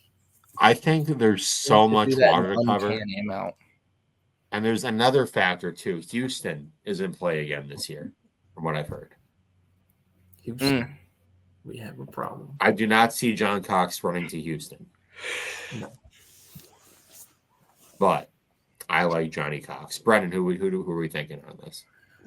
I mean, I have Trey picked at the moment, but I like a lot of guys on this. Taku's had a good past here. I mean, you got Seth coming off a good finish.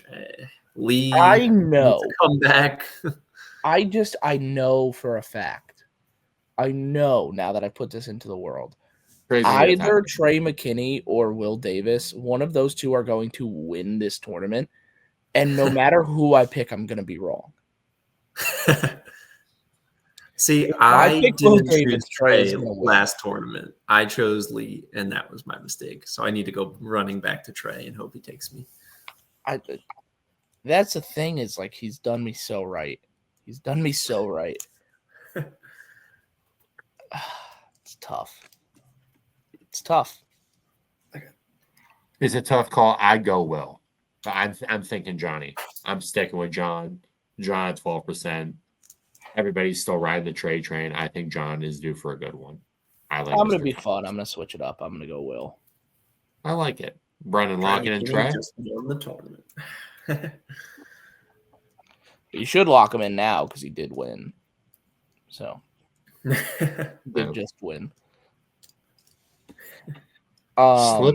Slipping in on number 2, we got last year's champ, who automatically gets the best spot because he fished it last time. Mm-hmm. Not a bad play, probably gonna have a good finish.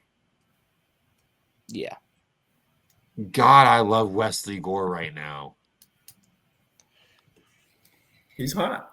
He's hot. He's hot. He did do me. He did me great on Hartwell.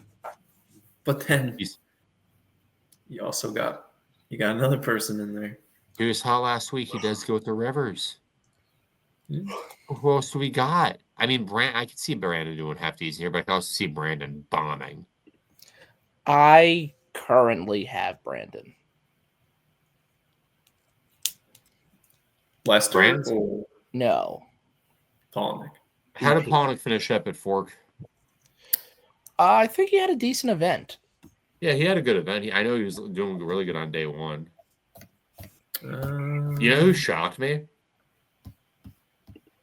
When's the last time you have a day one leader not make the cut? Oh, that was a bummer. Yeah. Buddy's been having a rough bout. Polnick finished 23rd, by the way. It's a good finish. Yeah. I think a key thing is experience on this place because there's so much water to run and there's so much dead water. And it's time out here with experience. Wesley's been around for 1 or 2 bouts on it. He's a good river fisherman. No, he hasn't. He's been here once before, I think. No? He was a rookie last year. He was a rookie last year. I'm wrong. I'm horribly wrong. Who am I thinking of? Logan. I'm sorry. I was thinking of West Logan. I apologize. Wesley Gore. All right, so everything you said about him being hot and all that, you just have. No. West Logan's not that hot. Wesley Gore is hot. No, I was thinking. I'm sorry. I'm tired. West Logan is who I was thinking of on that. I still like Wesley though. I like Cody too, and Palmer could be sneaky. You don't really have that much of a tidal influence on this place, but I don't know. It's like 2 river guys. I'm going West. I'm just riding the Fothergill train. Who do we got? There you go. Who do we got, Al? I took BP. BP is a good. We're gonna lock in that. I like him. So far, so good. Number 3. Number C. I think there's a clear pick here, but cruising around. Oh. Yeah. Yeah, Randy Howell is a really good pick this time of year for this place. He has been kind of hot though. Randy's been doing good. I'm thinking more river guys. Not on Fork, but I'll be honest. I don't hate a cruise pick here. I don't hate a Christie pick here either. What's what I do? Wait, how did Randy Howell do on Fork? Oh, he made the cut. All right. Yeah, I don't know. I think there's only one. You think you have to go with Welch? I do. That's who I got too. I do. It's also he's got a style. It's his style. He top 10'd it the last time they were there. He's hot on river systems right now.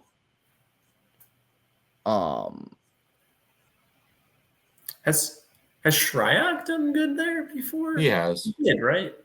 He's top 10 the last time they went to, I believe. Oh, okay. I was gonna say he's at like 14%. So. Yeah.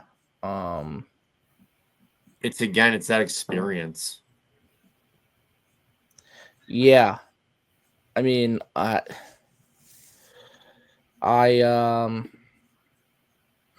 I like my guy. Oh, there he is. Shout out Greg DePalma. Now, I got an Instagram ad today that said meet and greet Greg DePalma in Orange, Texas on the Sabine River. And they locked me in there. No, love you, Greg, but hate to see that. Give us a flat. I hope Greg wins now. I hope he wins. I hope Greg wins too. I really hope he wins Greg right wins. in your stupid face. Oh, I hope he does too. Let's go through here. You know, I don't hate Watley on this. I don't like Watley as an angler. What? I don't know. What do you got against Brad Watley? I don't know. What, dude? Poor Watley. There's something about him. What has Brad Watley ever done to anybody? Reminds me of a guy that stole my girlfriend at a bar one time. He seems like a really nice guy. He's just trying to mind his own business and this is his wheelhouse. No, that's what I'm saying. Like, I don't hate a Brad Watley pick. I think this is his style. Yeah. Are you slapping it on it? Are you Caleb Sabarol on it? I'm not slapping it. Are you hacking it? I'm not slapping it. Dakota Ebear still commanding 9% is just insulting to the average Bass fan's intelligence. I've had enough of them. I love Dakota Ebear, but I think people just see Texas. I've had enough of them. True. No, I think there's some old heads in here that can play. I think Summerall is the pick. I think Summerall is the pick. It's in his wheelhouse. He does good here like every time. Summerall actually went down there a couple times. I don't know. Where is Bivens, Texas? No idea. Around. Within Texas. Well, that's like saying Pennsylvania's in New Jersey. Near Orange. No, I have no idea where. Oh, let's see. Oh, yeah, Texarkana. That's like North Texas. Makes sense. No one wants a Greg Hackney in this group? I love Greg. Man's at 45% in this group. Yeah, I know. I just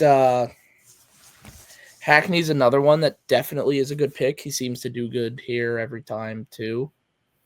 But he's another one who is in my bucket of I can't let him get me again. He's out of the rotation. What do you have on there, Brian? I went with an old head. I went with Scott Canterbury. Oh, fair enough. I feel like he can show up, do some flipping, just grind down a limit every day.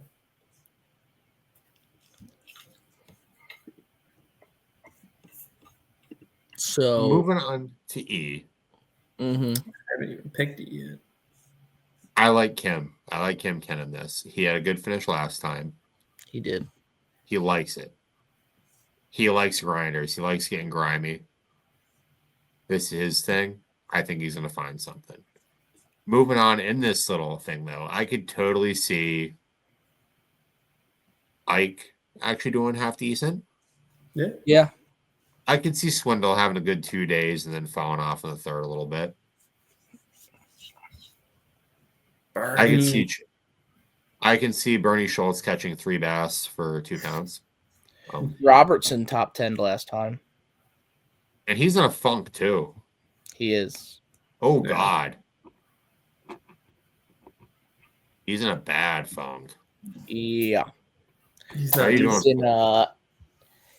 in a unless something drastic happens, he gonna be gone funk. Kid's got him going crazy. How's York? How are you doing, York? Probably not too good, right? No, he's like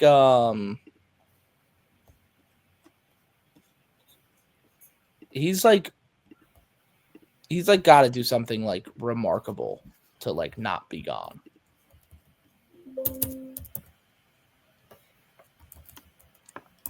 He has to have an incredible second half of the year. He was 77th at Fork. Yeah, he's very much needs to figure it out. He's very well below the cut line right now for requalification. Thanks. Because he had a bad season last year too. Isn't it 3 strikes and you're out? No. 2 or 3. 2, right? It's 2. Yeah.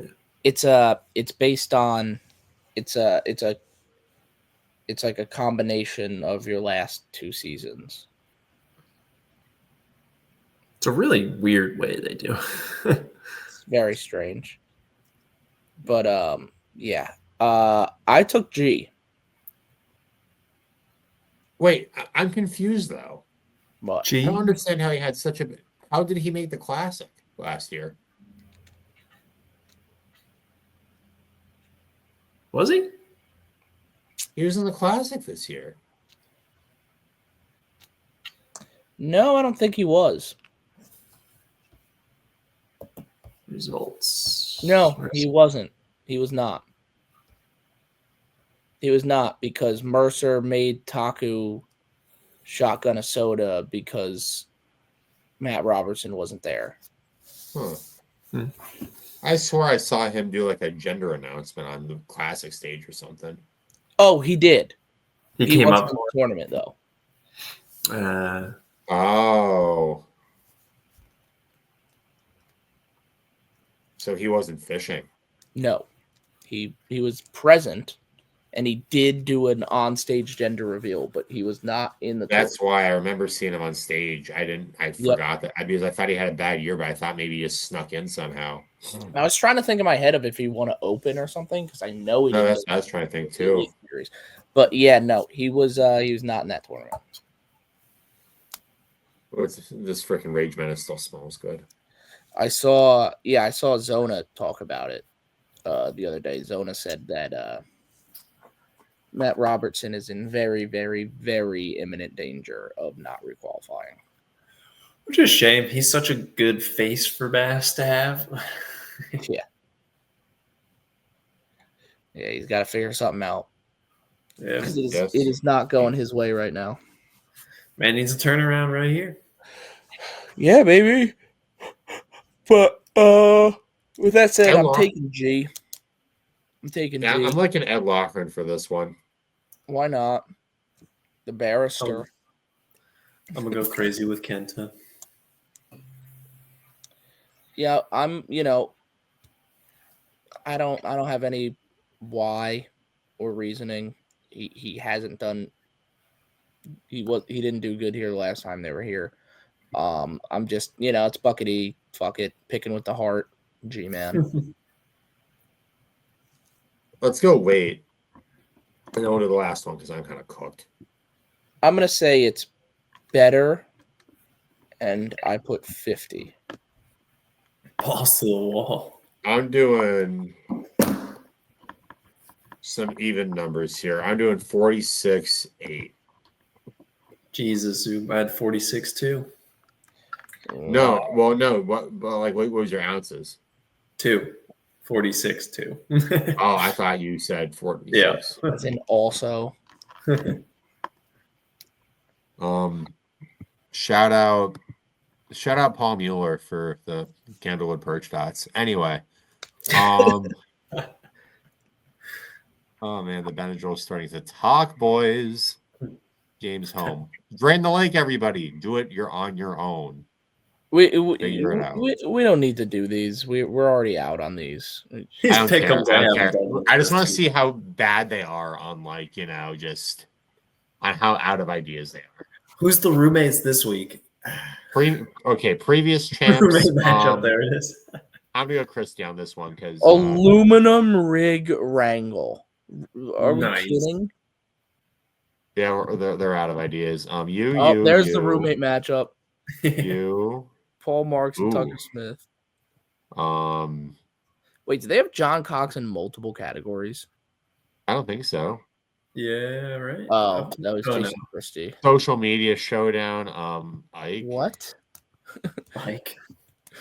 Looking for redemption. Lee, obviously. Oh my God! Everybody else sucks on these two. I completely forgot to do one. I was in the 97th percentile, and then I didn't do this week. So, all right, fellow bums. Don't forget. I just real quick before we go. One. I am tired, and I do want to wrap it up, but I kind of hate randomly wrapping the show up after doing fantasy picks. And I did have something I wanted to touch on when we're talking about Fork. Watching Trey McKinney fish on day number 4 made me realize how absolutely ridiculous and impossible 40 pounds must actually be. Because, how do you catch more than what he did? No. What did he have on the final day? I didn't really watch much. He had 38 something. Mm-hmm. But dude, his smallest fish was like a 7.5 pounder. Yeah, I mean, what more can he do? dude, it's like I was looking at it and I was like, dude, it's just not. You have to catch a double digit.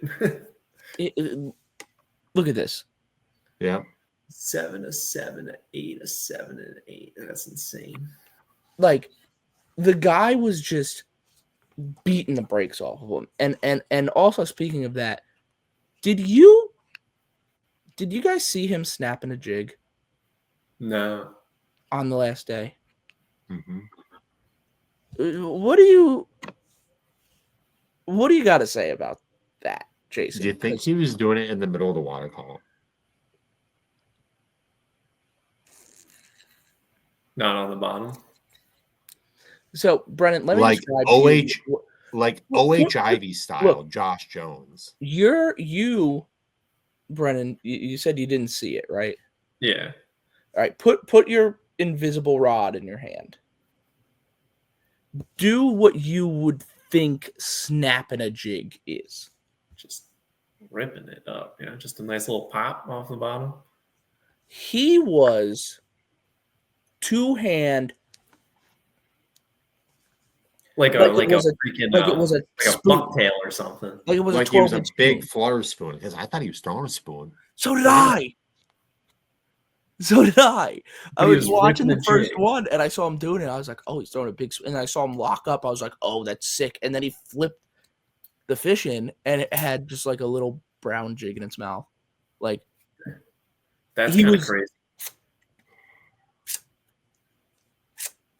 Like a little bucktail kind of action. Dude, I feel like people do that. Crazy. How do you think that's like a and then he turned around to the camera. He's like, man, old school, snapping a jig just like they used to. I'm like, who used to do that? Yeah. What? Like, did you confuse a video of a spoon? Like, to me, snapping a jig, like if you were to say, oh, if I said to you, oh, I caught him snapping a jig today, snapping a jig to me is like, yeah, like you're doing that, right? You're doing that mouth. same motion. Don't get me wrong. You're doing that. Like on Cayuga, you do that. But when you're doing that, you're ripping it through grass, and then it's getting sick back down there. You're popping it out of the middle. Yeah. But I'm snapping a jig like a foot. I mean, you could rip it like 2 feet. Yeah, 3 feet, I've seen people rip like jigs like that before. 10-foot jump. I think he was ripping it in the middle of the water column. I think it was a swim jig, and I think he was doing it like how they do it on a freaking Ivy. I think it was just a big freaking swim jig, and if they're so dialed on, just like you're throwing a swim jig over a bluegill bed, you have a rogue fucking minnow. Which, if you think about it, it's a more aggressive, over-exaggerated version of what Koi is doing. Yeah. Because if you saw the way he was working that koi key, he wasn't minnow shaking. No, he's playing keep away. And you have to remember, with all the distance, you're probably you're snapping it, but in all reality, you're probably not snapping it all that far in the water. No, you're still snapping it. I don't think Goya was snapping it far. Trey was moving that jig, bro. Well, obviously they're reacting to it. If anything, it's moving just as fast as a spoon. And if they can dial in on it and get, instead of having to play with treble hooks, dude, they get one big hook. He was giving it, that jig's moving at least 5 feet. Jesus. Yeah, but in all reality, like in the grand scheme of things, 5 feet isn't all that much. I mean, gosh, if you jump in a lake and you scare a freaking bait fish, it's moving that fast, if not faster. Yeah. It's just not.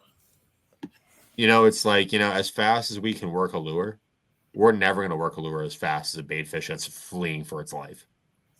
Yeah. It's just crazy. Oh, it's definitely insane. It's like ripping a trap. I think this clutch has decoys on it, by the way, Al. No, my Dr. Pepper. What? I dropped my Dr. Pepper, but this clutch has decoys on it. Yeah, I think so. Yeah, I think those are decoys. Bag. It's a big bait. Don't bite it. Oh my god! Hang on, Brendan. I'm gonna send you this. You gotta look at it. Oh, is this a clip of him doing it? Yeah, the thing eats it mid pop too. Send it to me too. I want to look at it. I did. From where he caught it, or just from the beginning? Oh, from the beginning. Jesus, yeah. He's fucking killing that thing. Yeah. Jesus. Dude, and then a whale comes jumping out of the water. That's insane. Dude, I was expecting him to be like offshore. It looks like he's in like 5 feet of water. That jig should have came out of the water. Yes. Also, by the way, watching this clip, I don't think he was doing what you were talking about. No, you think it was on the bottom? Yeah. I can see his live scope screen. He's fishing like a ledge. Yeah. On a point. Okay. Damn, he beat Seems that like thing. he was throwing it up pretty shallow. That jig should have came out of the water. Yeah, but it was interesting because I guess the truth of the matter is that Shaking a Minnow is what won this tournament, but like for all the complainers, like there was a lot of different stuff and a lot of different like off the wall weird cool stuff catching fish in this tournament. Like, it was a really cool fork tournament. I mean, Fighter got a century boat on the bank. Yeah. I mean, like guys were I know it's Lake Fork and I know it happens all the time, but it's still like it was appalling like watching live. It was just like every 10 minutes somebody's catching an absolute giant. Like I feel like it always takes these big I don't know off the top of my head, but I feel like down the leaderboard like this like obviously the guy who wins fork always has over 100, but has it ever been the whole top 10 breaks 100 before? No, I think break 100 on your third day. I can't believe Coy didn't break the weight record. I thought he was going to run away with it. I did not see Tucker Smith winning this tournament at all. Did you see Coy's post-game interview? No. He started crying. Really? Yeah. Yikes. Suffer. It's a tough watch. Liar. I bet if he was honest, he would have freaking been fine. Yeah, no, he should be fine. He really should be fine. I mean, think about Trey. He did some like not necessarily shaking the minnow the whole time, and he just didn't slip on one day. He would have been chilling. He would have crashed. I mean, Trey caught fish on the bait that Zub opened the show with. Yeah. A lot of guys did. Yeah. Polnick definitely did. Oh yeah. Everybody. I mean, one. you had Jay Shakurit in the top 10, primarily throwing a deep diving crankbait, like it's Kentucky Lake in 07. Yeah.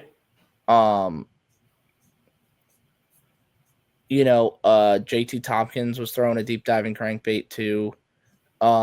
Stop me if you've heard this before, but Tyler Williams was throwing a brown jig with a flapping hog on the back. And cracked him on it again. Yeah. Anyway, really quick, Sabine River update. Look at this redfish. Did you see what Wesley Gore was doing? No. The hell is that thing? Giant redfish. Jesus. No. Wesley Gore was giving him the old Alabama shake. Oh yeah, no, he was doing that. There was a shad spawn going on. He was just doing his thing. He was swimming a jig. Yeah. Which was cool. And then obviously Seth was doing what he was doing, but a lot of different like we said, unfortunately, Shaking a Minnow did win the tournament, but it's also like, shaking like a 7-inch minnow is kind of a little different. Yeah. They're shaking the 7 on Champlain, it's new shaking. Yeah, but I don't know. I thought it was a cool tournament. I also thought it was a cool tournament. Boys cracked them out there. That's for sure. What are you gonna do? I do think there is something to be said. I don't have the thing I brought up before when they were talking about, Angler of the Year and versatility and different baits and doing different things. I am starting. I don't know what here's my problem. I am starting to lean towards, okay, maybe they should do something to limit it, or like have situations where you can't use it, this, that, or the other. But I have not been able to come up with an idea around it that doesn't suck. I mean, 1 think hour, about it away this power week. hour Century belts would have been by the biggest sponsor. You see that on Chris Zaldane's story today? What? Talking about a 1 hour scope power hour presented by the title sponsor of the tour. No.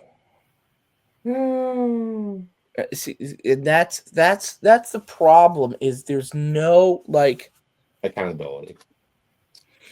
I think I don't think the like using it for part of the day and turning it off, like I don't like that. I don't. I think it's dumb. I don't think it makes a lot of sense. Final day. No, I don't like that either. I don't like anything that's not consistent. You know what I mean? Like I want it to be the same across the board. 8-inch screens only. The only thing I've come up with in my head that like I still don't love it, but I think it's like the closest I've got is like I think that like there should be full events with it, full events without it. I think there should be 3 tournaments in the schedule that is just like no live scope for this one. Because I don't like I don't like the you can use it for a couple hours and you got to turn it off. I definitely don't like the you can use it on day 1, you can't use it on day 2, you can use it on day 3. I think that's the worst idea in the world. I think that is so dumb. I think they should limit them to like you can only have scope on a 9-inch screen. That would make it a little. I don't think that changes anything. I don't know. I feel like the guys staring at the guys' eye problems. Yeah, it honestly probably tilts it further because all the young guys are gonna have an even stronger advantage if they can still see it. True. I think that might make it worse. I don't know. I don't like things that aren't consistent. It seems corny and cheesy to me and like gimmicky. Like I think the only way to do it is to have some events with it, some events without it. I hope there's another like good solution that I haven't thought of yet, but I just haven't thought of anything that feels good. Yeah. No, I mean like build a schedule and then some of the ones that look super scopy, keep one that is scopy and keep one not, like. Yeah, but that's what they said. That's what they said about this year's schedule. They said this year's schedule is scope proof. Yeah. And I mean, we said it on some of our first podcasts. Yeah. We were like, this is the type of schedule that is going to limit the scope. And so far, it's won every single one. Yeah, no, not even a little bit. So, yeah. I mean, you've been seeing it used in unique ways, sure. It's been different, but with the exception of the St. John's River, which was won with 4 fish on the final day. True. With the exception of that, everything else was won, with scope, at least scope adjacent. Yeah.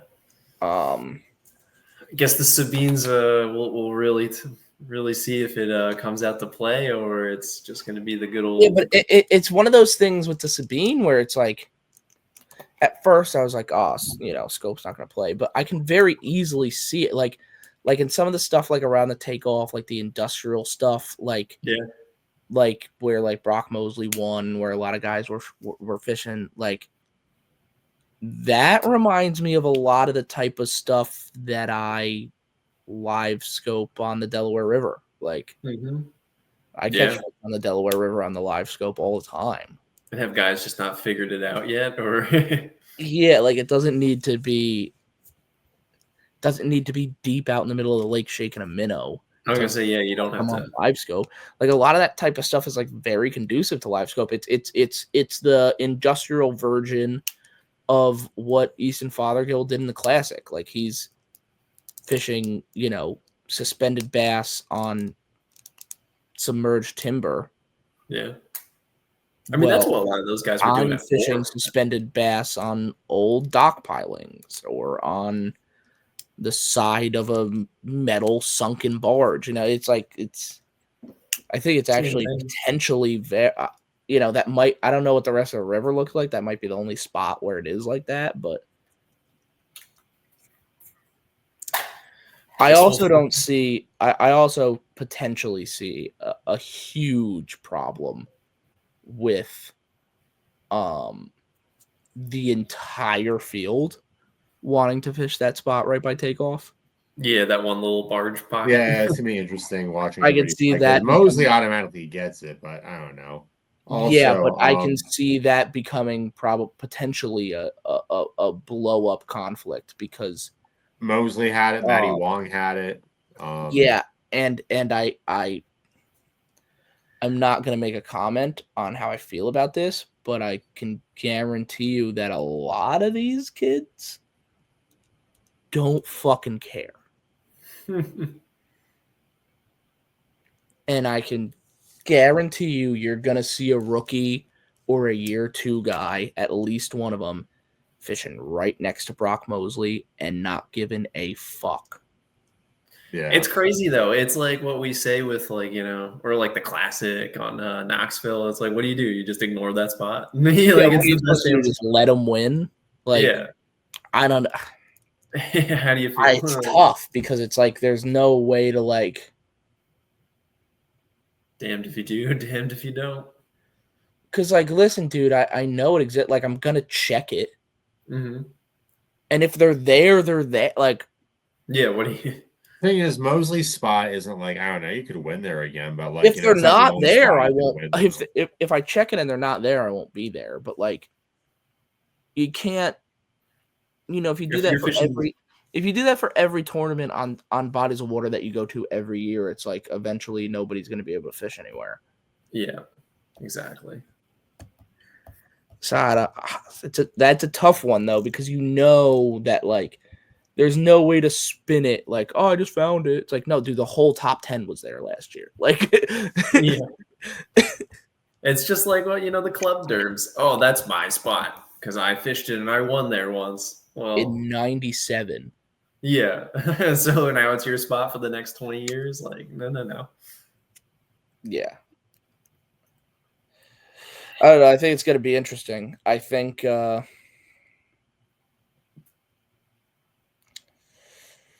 don't know. My not picking Trey is making me sick to my stomach. But anyway, I'm ready to go to bed. So yeah. Oh, it's been fun. Well. Also, I just found something. Trey was throwing a sock. That's all it was. He was throwing a 7-inch sock. That's it. There we go. Great news. Okay. Good research, Zoom. All right. Well, until next time, bums, and all you crazy bass nuggets out there. We'll see you next time.